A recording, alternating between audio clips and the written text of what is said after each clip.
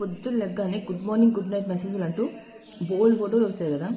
ఈసారి తెలియని నెంబర్ నుంచి ఏదైనా ఫోటో వస్తే పొరపాటున మీరు దాన్ని క్లిక్ చేసి డౌన్లోడ్ చేశారంటే మాత్రం మీ అకౌంట్లో డబ్బులు హాంఫర్ట్. అవునండి, నిజంగా ఇప్పుడు సైబర్ సెల్లో ఇప్పుడు సైబర్ క్రైమ్ ఏంటి అంటే అన్నోన్ నంబర్స్ నుంచి, తెలియని నంబర్స్ నుంచి కొన్ని ఫొటోస్ అన్నవి మన వాట్సాప్లోకి వస్తాయన్నమాట. సో మనం ఏం చేస్తాం, ఫోటో డౌన్లోడ్ కాకపోతే టెక్ మనం క్లిక్ చేస్తే ఫోటో డౌన్లోడ్ అయిపోతుంది. మనం ఎప్పుడైతే ఫోటో మీద క్లిక్ చేసామో మన డేటా మొత్తం సైబర్ క్రైమ్ వాళ్ళ దగ్గరికి వెళ్ళిపోతుంది. సో ఇలా చాలా మంది మోసపోతున్నారు. ఈ రీల్ని తప్పకుండా మీకు తెలిసిన ప్రతి ఒక్కరితో షేర్ చేయండి, ఎస్పెషల్లీ ఏజ్డ్ పర్సన్స్.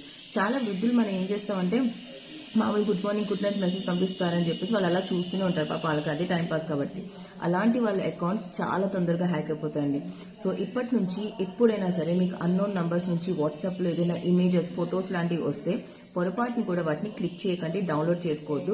మీ వాట్సాప్లో కూడా కొన్ని సెట్టింగ్స్ ఉంటాయండి, మీడియా ఆటో డౌన్లోడ్ అని చెప్పి, దాన్ని ఆఫ్లో పెట్టండి. మీకు కావాల్సిన ఫొటోస్ అంటే మీకు తెలిసిన వాళ్ళ దగ్గర నుంచి వచ్చిన ఫొటోస్ మాత్రమే మీ గ్యాలరీలో డౌన్లోడ్ అయ్యేటట్టు ఉంటాయి. ఒకవేళ ఆటోమేటిక్గా డౌన్లోడ్ అయిపోతే ఆల్రెడీ మీ అకౌంట్ ఖాళీ అయిపోతుంది.